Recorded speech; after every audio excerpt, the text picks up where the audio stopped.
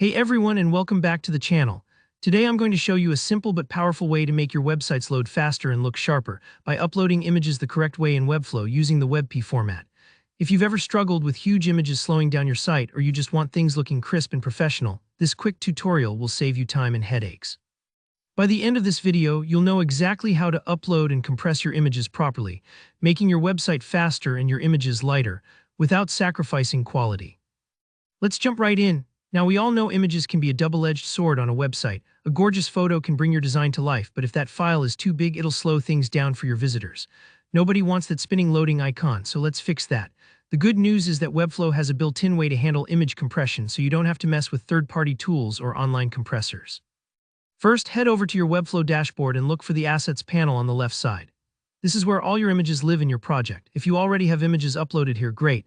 If not, just drag and drop your JPG or PNG files straight into the Assets panel. One important detail here, Webflow's built-in compression only works if your images are in JPG or PNG format.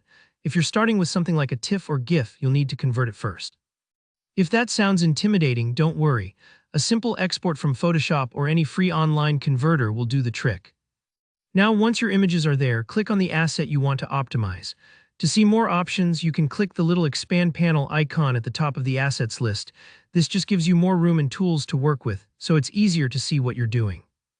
Let's say you have a few images you want to compress. Just hold down Shift and select 2 or more images. This is handy if you've uploaded an entire set of photos for a single page, like a gallery or portfolio. When you select multiple assets, a pop-up appears. This is where the magic happens. Here, Webflow will ask you how you'd like to compress your images.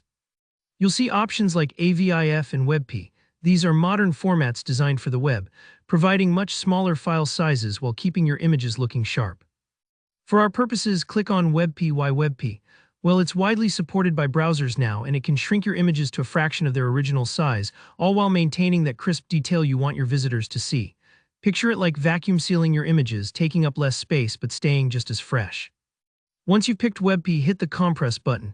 Depending on how many images you have and their size, this might take a few seconds. Don't worry if it seems stuck, it's just working behind the scenes to optimize everything. And just like that, Webflow will compress your selected images and replace them with the new, smaller Webp versions right in your Assets panel. Now you're ready to use them on your site. Just drag them onto your canvas or into your image element, and you're good to go. That's all there is to it. With this simple workflow, you'll make your site load faster and keep everything looking professional. If you found this tutorial helpful, don't forget to give it a thumbs up and let me know in the comments if you have any questions or want to see more Webflow tips. And of course, hit subscribe so you never miss out on the latest tutorials. Thanks for watching and happy building.